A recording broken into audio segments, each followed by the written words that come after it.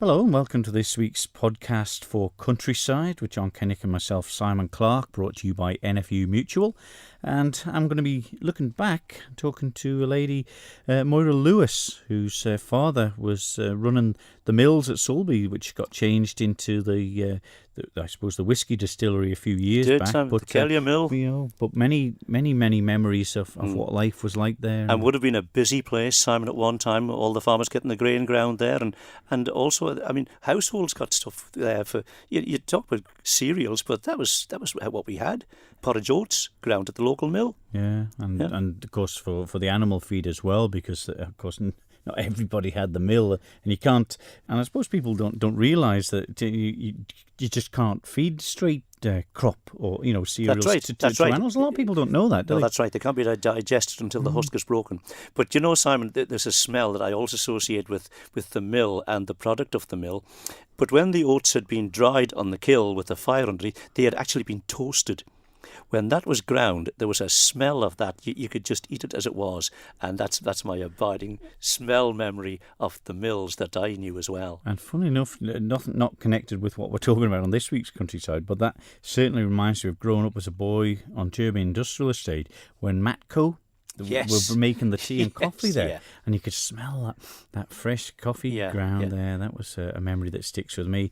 And you've been out and about talking about days gone by as well, John. Yes, I have, Simon. Way up in the hills, up in Carrickeel, on the slopes of South Barrule. Lovely, lovely spot where I met Chris Wade, who's the farm manager there for Paul Davis, who owns the farm at Carrickeel.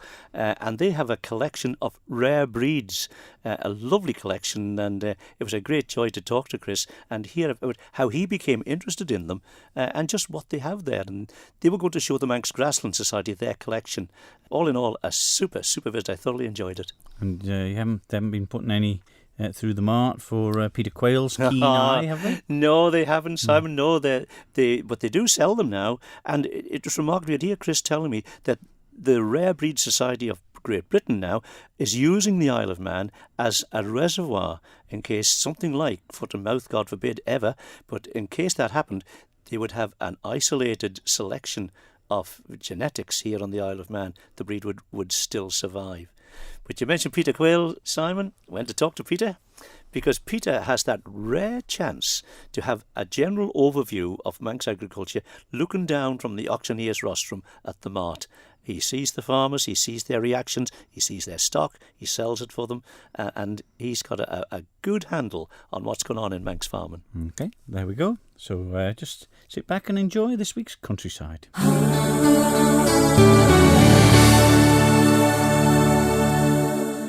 I took a trip to a lovely part of the island, away up at Carrickeel Chapel, well, just below Carrickeel Chapel, to a farm now called Bollalochton, where I met Chris Wade.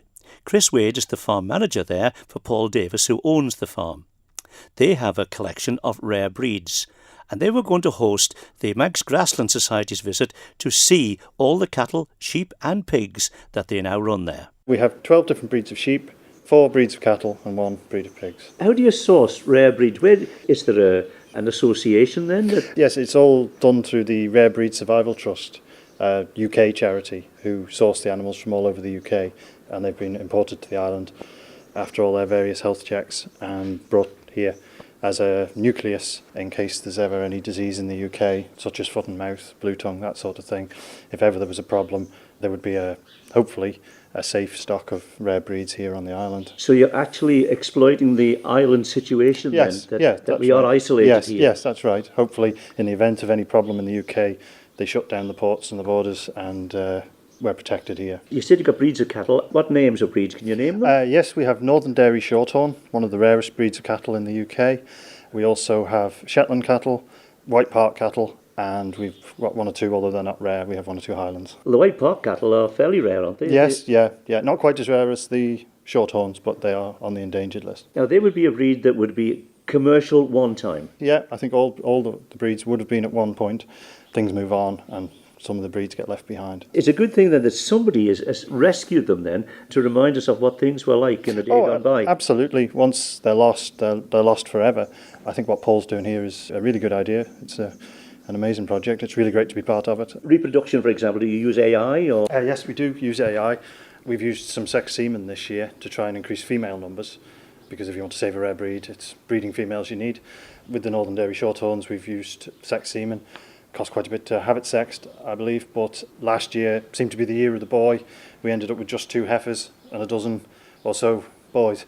This year we've got 10 girls versus 5 boys, so it has worked. It is worth it. But it's a slow job building up. Do you yes. intend to build numbers up higher than they are now? Yes, depending on the availability of the land to keep them on.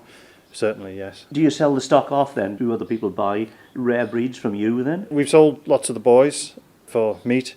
We haven't sold many of the females just yet, but I think the plan then is, yes, to sell them back into other people to sort of help increase the numbers of the breeds all over the UK. Now, what about the sheep? How rare are they? We've got some of the rarest sheep in Britain, the Borroray. They're one of the smallest sheep in Britain. They come from an island off St Kilda in the Outer Hebrides, I believe, a really tough spot.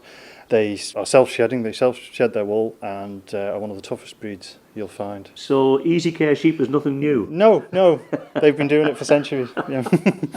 Do you have your own rams here then, your own pups? Yes. The lambs off the rare breeds, do you keep all them? So far, we're keeping all the females to build up our numbers, and the boys will... Paul has various contracts with restaurants around the island. They're being sold to restaurants for... Really? Are they specialist meat then? Yes, absolutely, yeah. What's attractive about it? First and foremost, the taste. I believe the Portland sheep is really fine meat. It's really good eating, from what I can gather. It makes one wonder then, why were they abandoned in the first place? I think it's commercial pressures. Certainly in the case of the Portland, they pretty much only ever have one lamb. So I think the fact that they don't produce enough lambs and the like. So I think it is just commercial pressure, that they've been outclassed over time. Do you have any other rare breeds here? We have some pigs here, some large black pigs, which are great. I've never really been a huge fan of pigs until we came across these pigs. They're very docile. They're really nice pigs to work with. Again, I'm told they're very good eating. They make great bacon. How difficult is it to keep them isolated then? I mean, stock can stray, can't they? Neighbours can stray. They can. But is it difficult? Yes, lots of fencing involved, lots of new fences. Got to be very, very careful? Yes. The Grassland Society, this is actually ahead of their visit this evening. What will you be showing them then? Will you show them all the stock? I think so. I think we'll try and get around all of it. Hopefully we'll be showing them lots of improvements we've made to the place. It was quite a boggy, marshy, rough piece of ground, certainly, over at Glenmore there. Hopefully they'll see that we're starting to hopefully turn it into a green and fertile farm. Hopefully we're going to be building buildings over there and show them that side of it, and also see the breeds on our way around. And now the cattle and the sheep will obviously be out here at the height of summer. Pigs out as well? Yes, absolutely, yes. And do they root? They're not too bad. Oh, they're not? They're not too bad. They do a little bit, but they're not too bad. And your own interest then, Chris, just, you came into this new. Absolutely. And you told me it's just grown on you. It has. Certainly some of the breeds, I can really see they've become favourites of mine. And I really enjoy the work. It's good. Chris, we talked about the different flavours of the different breeds. Just mention the breeds again that you've got, what people's tastes are like, because you sell these to restaurants, don't you? Yes, we do. I say we have some primitive breeds of sheep. We have Lochtons, of course, being a Manx farm. We have Soays, Borroray, North Ronaldsay. They're all quite gamey meats. I imagine each one will have its own unique flavour, but they're sort of quite a strong flavour of meat. And then we have everything right through to, as I say, the Portland, which is very fine tasting meat. So it's just down to the individual taste, what they want to taste on their fork? Yes, absolutely. And hopefully, if it's on the menu, it describes what it is, people can pick and choose. And is that trade growing, Chris? It is, absolutely. Certainly with the pigs, we're actually going to increase pig numbers beyond what we thought we were going to meet that demand. Well, Chris Wade, getting used to looking after rare breeds and telling me about the preference that some people have for the particular taste of a particular breed. And it's funny, isn't it, that, over here where we've got the Lochtons and certain breeds that already fairly established on the Isle of Man, a lot swear by the difference in the taste, isn't there? They do, Simon, and you'd hear Chris saying there, that people, some of them want the sort of the gamey taste that he was talking about, the strong meat, like venison, perhaps. You ever had venison? It's a different taste altogether. And some people look for this, and in some of these rare breeds, they're getting it. And it begs the question, doesn't it? Why did they ever fall out of fashion in the first place? I'm looking at you because I just don't get one thing on a roast beef dinner, why people put horseradish sauce on. I know. Do you have it? No, not if I can avoid it. It tends to, instead of going down, it tends to come down my nose, Simon. Oh, well, each to their own, I suppose. But there we are. Well, there's a man proud of the rare breeds that he's looking after way up on the slopes of South Barrule. But for an overview of today's agriculture in the Isle of Man, I talked to a man who looks down on farmers each Wednesday, well, most Wednesdays anyway, Peter Quayle. He looks down from the rostrum of Central Marts. It's been a bit quieter. We had some cattle in the springtime, which I think sold very well. There just hasn't been enough cattle coming through our market. At Knockalo, we have had good prices, but there still seems to be quite a few being exported. There seems to be more scope, and sometimes the cattle, and they're short cattle in the UK, so there's been buyers coming over and then taking quite a lot of cattle back, which we really could have done with staying on the island. Now, the mart needs those cattle for throughput to keep the mart viable, but it's not just the mart, Peter, is it? The grazing pattern of the Isle of Man needs to be kept grazed. Yes, we need the stock on the island to look after the fields properly.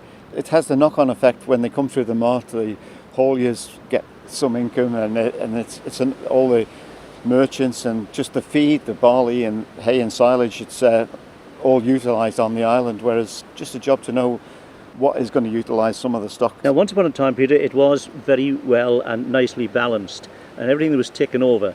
But things change, don't they? And the marketplace changes, the availability. We lost the derogation.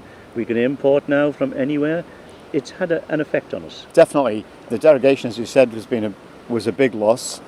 The cattle prices in some of the other parts of the world, when some of them don't have such high welfare standards, and they can produce it much cheaper than they can in the UK, and definitely much cheaper than we can on the island. But it just doesn't seem fair when they can export it from their country into ours at lower than the cost of our production. And the other side of it, Peter, the positive side, I understand there's been some very, very good feedback from Manx beef that has been exported as beef. Yes, the team at the meat plant, Michael Owen, is just doing his best, and the whole team. They have a difficult job to do, but they are locating new businesses, and they seem pleased with the stock and the meat they're getting from the island. What about the chat round the ring in the mart, Peter? You must hear some of it. What about confidence in the industry? Is it growing? Is it waning? Or how are we doing? We haven't had too many marts, but when the marts are on, we have got some cattle on Wednesday. It's always nice to see a good crowd turn up. They like to come and have a chat. Some of them work on their own all week, and it's just nice to catch up, find out what's going on. We've got the sheep sales coming up after the shows. That's always eager anticipation, the breeding ewes. The lamb prices haven't just been as strong as they could have been. The lamb prices in the UK have dipped as well, and that's all political, something to do with France restricting their imports and the amount of lamb coming in from New Zealand. And the strength of the pound against the euro, it's made it difficult for our markets to sell into other countries. But again, we have super lambs, and we just hope people will buy as much Manx as possible. The sheep sales in the past, this last few years, they've been good sales, Peter, haven't they? You know, there've been good prices for Shield and ewes. Yes, when you're selling, you always hope for a little bit more. When you're buying, you think you're paying plenty. There has been good sheep for sale, some great shearlings, and they're improving all the time. So the people who do keep that ewe for the extra year, they deserve something. So some good prices. Yes. And the shieling ewes that we're talking about for the uninitiated, Peter, are the year-olds, ewe lambs. They would have been now ready for topping in October, I suppose. Yeah. And they'll bear next year's crop. And there are people who replace regularly. Yes, you've got to keep the flock reasonably young. They get older soon enough. Once they get to a certain age and their teeth start to go, they can't produce the same amount of milk for the lambs. So you've got to keep replenishing. A shearling she's 2 years old virtually by the time she has a lamb, and they are that next year or two is the most profitable time of her life. So we hope that there will be some good demand for the shearlings on sale. And what we're talking about now, Peter, is the long-term policy of agriculture. It's the long-term cycle of farming. People breeding ewe lambs to sell shearlings for somebody else to breed off, for that lamb to come onto the market. And anything that interferes with that has a big knock-on effect. Yes, it is a long cycle, and with the sheep and the cattle as well. When you buy a bull or cows to put in calf, it's going to be 3 years before you get any return from that heifer that's in calf. So It's a long-term policy, but that's what farming's all about. You don't think of next year, it's 2 or 3 years or 10 years in the future, but the years go very quickly, don't they? They do indeed, but the one thing that keeps us going, Peter, I think you must have said it yourself, next year it'll be better. We're always optimistic and eternally optimistic, and you make some mistakes and you hope you don't make the same one again. But life springs eternal, doesn't it? And we always hope for a better spring, but better weather. But the one thing we've had this year, Peter, there is an abundance of grass, silage, hay, and the harvest is looking quite promising as well. The crops are looking good. The weather hasn't been very kind. There's not much good hay been made yet. There's an awful lot waiting to be cut, but it is a gamble, isn't it, trying to make good hay? Lots of silage made. It always has been. Always has been, always will. Peter Quayle with a good overview of Manx farming and prospects for what we would like to happen in our particular industry. Tough old job, the auctioneer, isn't it? Rounding things up. And I suppose you get a good eye for what's going on and what's making money as well. I suppose if you've got stock yourself, it must help. Yeah, well, you do, Simon. Oh, that's absolutely right. But not saying he's benefiting from it. I'm not trying to say that for 1 minute. He would never do that, Peter. No. He is a super auctioneer, and he's gained the respect which an auctioneer needs, and confidence of the Manx farmers. And well done, Peter. He's a great lad.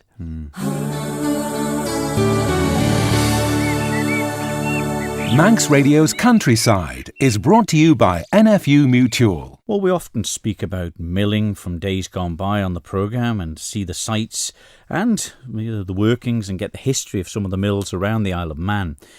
To find out how life was as a miller's daughter, I went along and spoke to Moira Lewis. Milling, as I say, milling in Sulby, generally, all kinds of mills in Sulby were big business, really. There were woolen mills and flax mills and starch mills and all kinds. But the one here, Keller Mill, was probably the best known. It was handy, I suppose. It was on the main road and people could drop things off on the way past. But it was always busy. The milling process went on as milling had done, I think, for all the generations. I don't think things changed very much. Most of the machinery and the hands-on work was done by my father and Uncle Robert. It involved a lot of quite heavy work, lots of humping stuff around, There was no health and safety limits on the size of the sacks because they were about 100 weight or... I think they were more than 100 weight. 1.5, I think. 1.5 probably, yeah. The only thing that we, my sisters and I, were allowed to do really, and I was the youngest and little scrap of the thing, I was allowed to put the chain round the top of the sack before it went up in the hoist, up through the floor, through trapdoors in the floor. That was my job, really. The other job I was allowed to do was put the dead mice in the mill wheel, throw them over the fence into the mill wheel. Was it because women, I suppose, weren't expected to do that heavy lifting, or was it mostly sort of a man's world in a way? A man's world, I think. My father grew up at the Cullen. There was a mill there, lots won't remember. A mill at the Cullen, which has now gone into the sea. But they used to have to walk from there up to Bluff School, which is about 2.5 miles each way. But if it was raining, they didn't go. If they went, the kids that lived along the road used to get mad if it was wet and miserable and the brood lot had gone, because if they could get to school, everybody could, He was the oldest boy. When he got home from school, he had to work. He was too little at that time to put these chains round the sacks. So his father made him a step to stand on so that he could do them. There was no getting away with it because you were little. I think the whole family had to work pretty hard, but not necessarily in the mill. We, my mother as well, but as his wife and children, we didn't do any real physical work in the mill. My oldest sister did a short spell when Uncle Robert had an accident.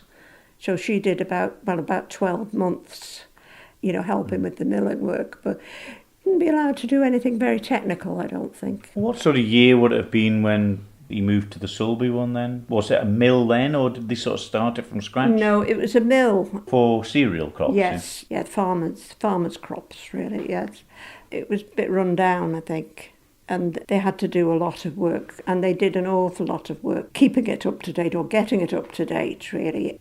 I think when they first went, there was no electricity and things like that, so, it was all hand work, but it got quite high-powered in the end. The mill wheel is quite unique, though, isn't it, compared to other Yeah, mills? It's obviously water-driven. It was, I think, the only one on the island that was an undershot one, which means that the water came underneath it and drove it that way, whereas the overshot ones, it came in from the top, drove it the other way.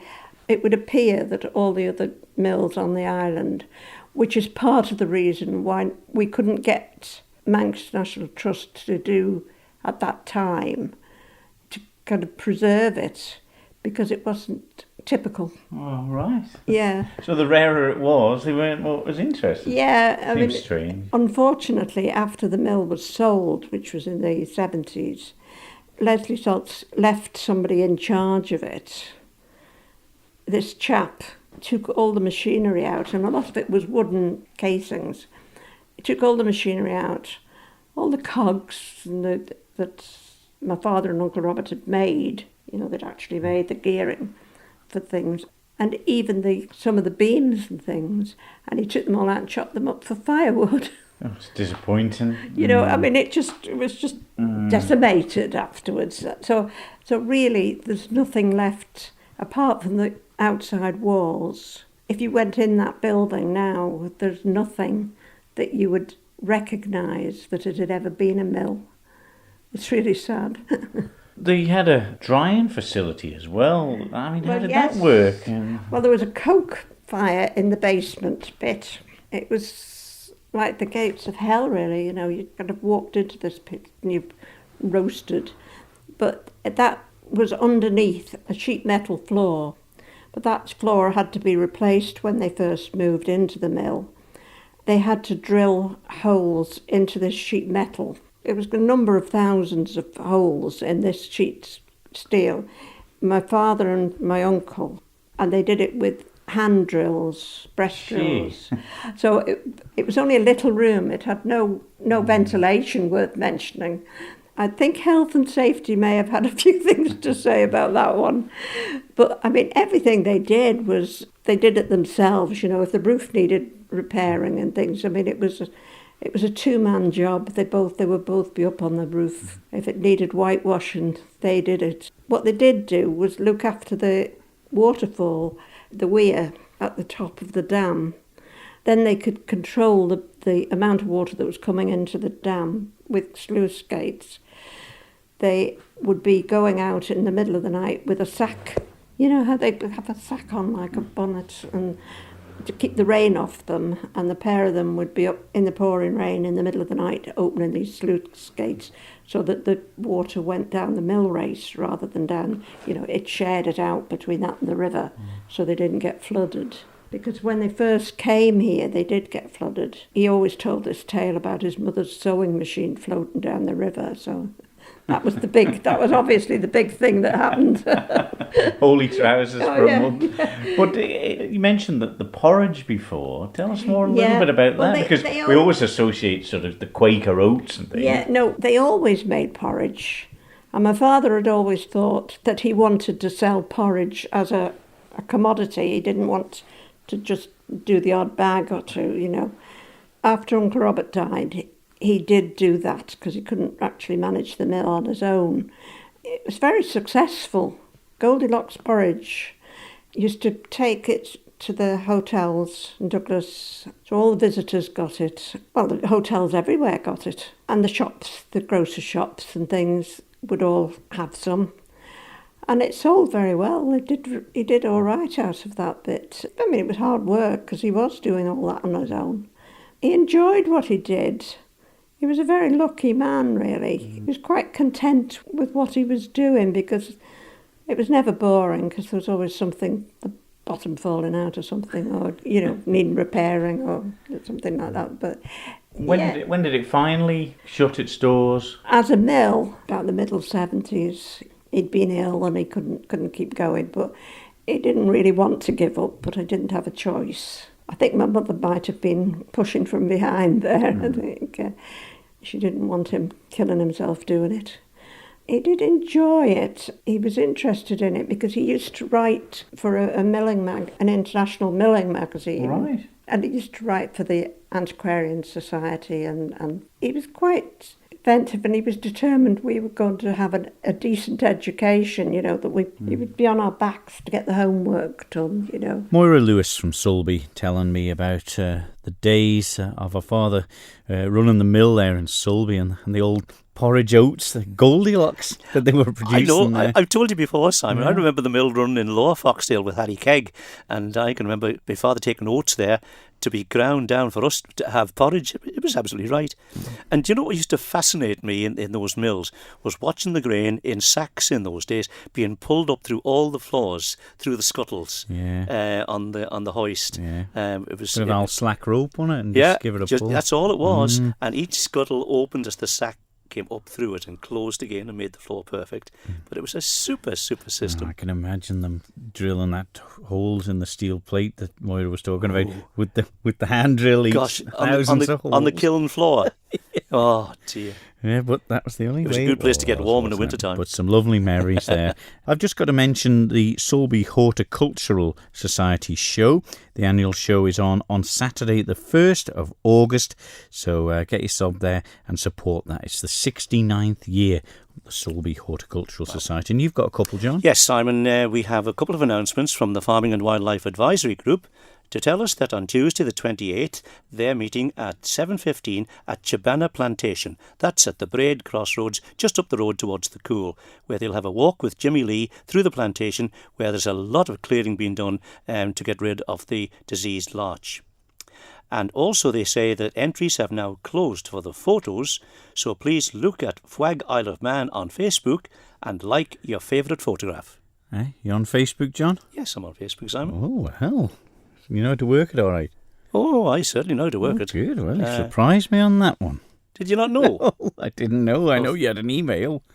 You've gone with technology, haven't you? Oh, yes. Well, we'll see what next time brings then. Could be here with your iPad or something. And I often say I'm quite computer literate as long as I've got my granddaughter's phone number. Manx Radio's Countryside is brought to you by NFU Mutual. Well, that was this week's Countryside. A very interesting one to actually be part of, you know, when you're doing the interviews, isn't it? To find the history from the people that were there and talking about days gone by, John. Yeah, Simon, yes, it's good to go out and about. And I hadn't been on that farm at Bollalockton at Carrickeel. It was nice to go in there and see a different part of the Isle of Man from a different viewpoint as well. It is. Well, until next week, from me, Simon Clark. And from me, John Kennick. We'll see you then. Bye-bye. Goodbye.